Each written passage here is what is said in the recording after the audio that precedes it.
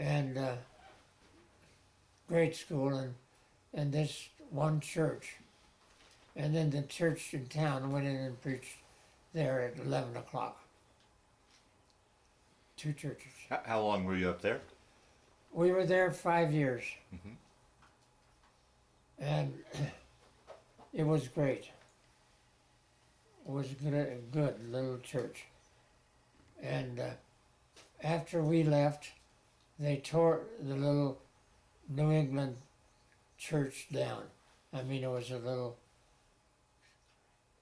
And they built a nice little brick church with a bell tower, everything. But we stayed there for 5 years, and then we went to a town, to the John Deere Church in Moline, Illinois. That's in Moline, Illinois. John Deere headquarters for John Deere tractors, John Deere plow, John Deere this, John Deere. Yeah. And the Quad Cities. They've got factories all over that town. Davenport, Bettendorf. Right. And How long did you serve there? I was the associate pastor there, in charge of a Sunday school that had 500 kids enrolled. And that was my job to get 96 Sunday school teachers and Oh, geez. work with the young people and I was also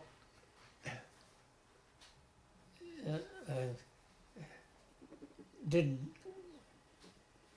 work in the county office or in the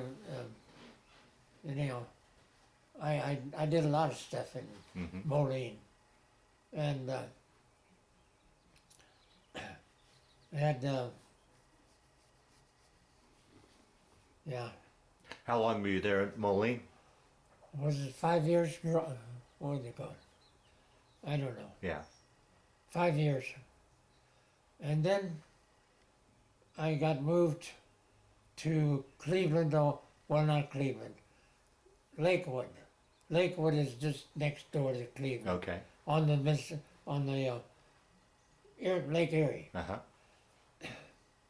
And I worked there with the Sunday school and with the young people. Had a great young people's group. Gee. And state officers and all kinds of people. And I was also active in the county council of churches. And stayed there for a number of years, 5 years, and then went downtown to a historic old church. It was a Pilgrim Congregational Church. Pilgrims are, the Mayflower people. And the Congregational Church is the Church of the Pilgrims. It's all New England crap. Yeah. And I got this church on the National Register of Historic Places. Yeah. And stayed there for a number of years. They got fussy about retiring because the man before me had stayed on. He'd gone crazy. I mean, he'd gone to an insane hospital. And finally, they made him quit. But he didn't want to leave. He wanted to pay all the time. So when I got to be 65, he says, "You're out." Well, anyhow, I preached in 7 or 8 churches after that. Finally wound up going to North Idaho. Preached up there, and that little church died. It was essentially dead, right, Helen? Pretty much. Yeah. So how many years altogether were you in the ministry? 50. 50 years? Well, more than that. I've got a placard over it in the ward. In the, New Mercer. yeah, what's the name of that? It says, How many years does it say? yeah. 50, it's from United 1951 to First. 2001. They gave you a certificate in 2001 for 50 years of service as a Wow. UCC minister. But you kept preaching after 2001. Wow. Yeah, I'll be darned. been there, done that. Yeah, I guess so. Well, you said you had 8 children. How many grandchildren, great-grandchildren? 8 children, 2 girls, 2 boys, 2 girls, 2 boys. And we always did things even like that. Yeah.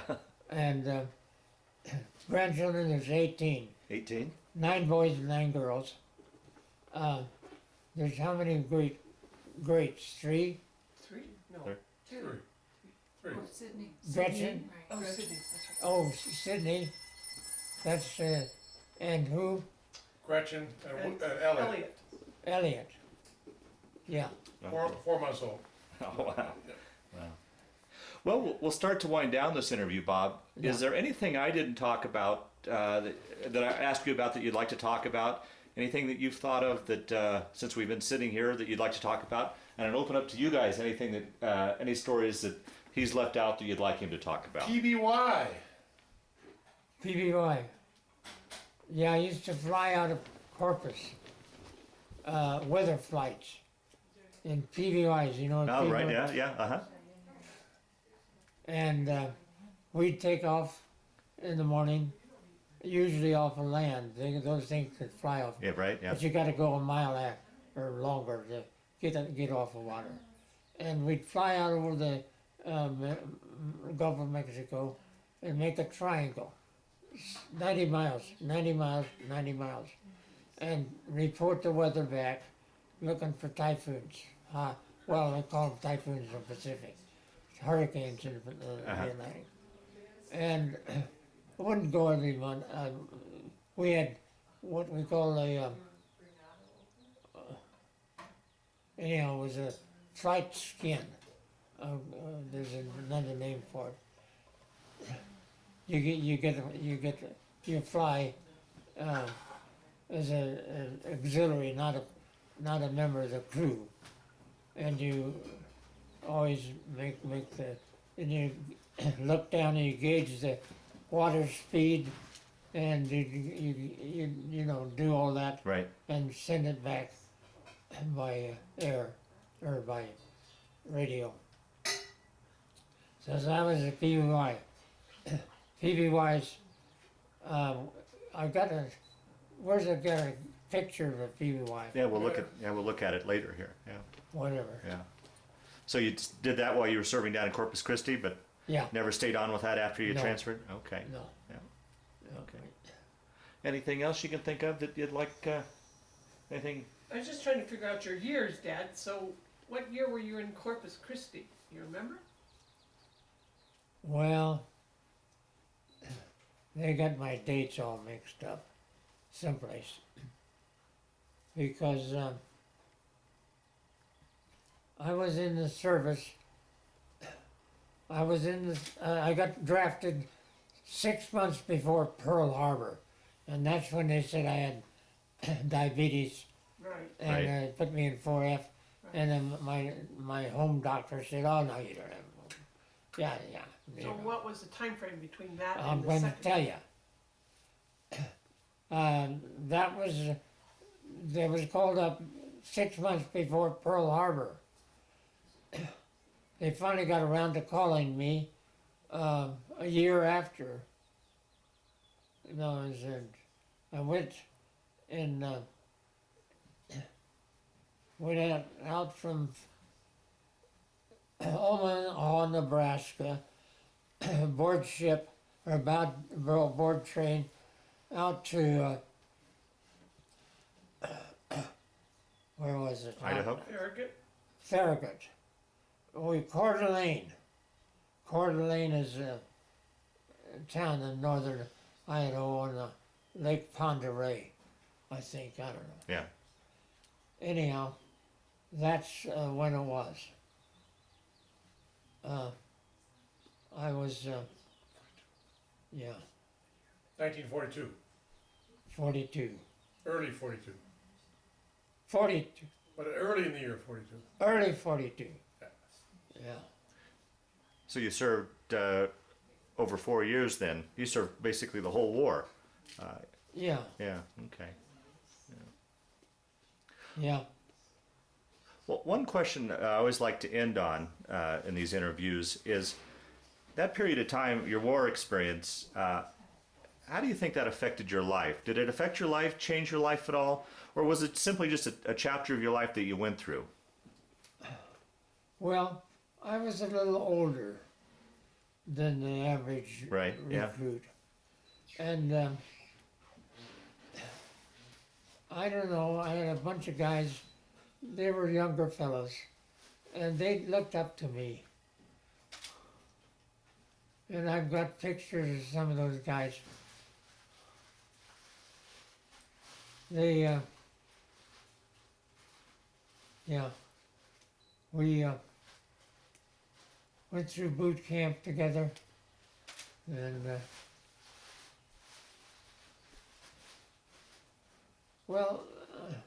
and then of course I was a recruit petty officer, what they call a recruit petty officer, and then in charge of the 60 guys on boot camp, and Indian boys who left and never came Right. back. Now, through the years, did you ever keep in touch with any of these guys from boot camp or anybody you served with on the ship? No, No? Okay. no, I never did. Yeah. Oh, wait a minute, I went back, when I went out to this, Reunion? what year was that? Anyhow, one or two of the guys were from the ship I was aboard, and yeah, it was great. And I understand they're having another reunion of the Renville down in Colorado Springs this July. And Phil wants to take me, or not Phil, but Pete. Pete wants to take me down there. Oh, good. I don't know, we'll see. Yeah, yeah. Well, very good, Bob. I want to thank you for sitting down to tell your story today, but more importantly, I want to thank you for your service to our country. Yeah. Well, I got a grandson who graduated from West Point. I got a second cousin, my mom's cousin who graduated from West Point. And my great-grandfather was in the military. He was a lieutenant in the war, Civil War. And he got captured. I think he said, I gave up. And they took him to a southern plantation. And he was a kind of a country doctor anyhow. He didn't have a doctor's degree, but they took him to this southern plantation and made him the caretaker for this wounded officer. And he was treated like one of the family. So a long line of Yep. service. Solly Smith. Yeah. Solomon Smith. I'll be Solomon done. Smith. Well, thank you, Bob. Yep.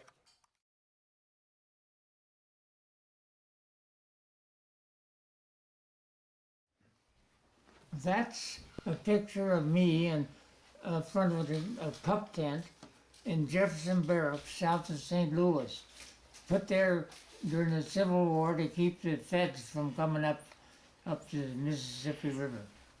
And it's one month of summer military training. That's a picture of a World War I machine gun taken at Jefferson Barracks. It's 1 month of citizens military training camp. That's the picture of a big military building in Farragut, Idaho. CMT, no, that's not CMT. Where you did your basic. Basic training, yeah. That's a picture of me in my military basic uniform. That was taken when I just finished up boot camp in Idaho and was making Liberty in Spokane. And yeah, that was taken out by Grand Coulee Dam. My mother had come out to basic training, to the basic camp, and she had cousins in Creston, Idaho, Creston, Washington State. And that was taken out there near that family and that camp, Grand Coulee Dam. That's a picture of a group of young people at Corpus Christi, Navy, Marine Corps, maybe some of them, and they met for Christian meetings once in a while. I can't remember anything else particular about it. And that's you in the center back, correct? Yeah. Okay. PBY. PBYs stand for what? Anyhow, they're flying boats, and they land on water or on land, and they take a mile to get off the water, and they got to have smooth water. If you have rough water, you never get off. Mm. They use those in rescue work, also in the Atlantic and Pacific. Yeah. And that's the hula hula girl in Hawaii. Have her taken with all the Navy guys. Good. And that you posing with her, and then on the right is the invitation to Yeah. come pose with. Okay. Yeah. Okay, Bob, describe this, would you? Well, that's a certificate for having crossed the international date line or the equator, which we did. We crossed both of those. The first trip out of sea, and then the ceremony is administered to you by old-time sailors, people who have done it before, and they make it kind of rough on you. But that's the certificate they give you. What is this? So you go from, is it a polywag to a shellback, is that correct? Yeah, Yeah. you're right. That's too bad it wasn't.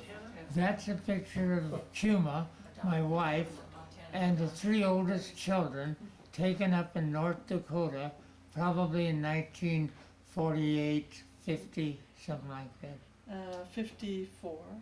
Huh? No, 53. I was born in 51, Dad, and I'm about 2 there, I think.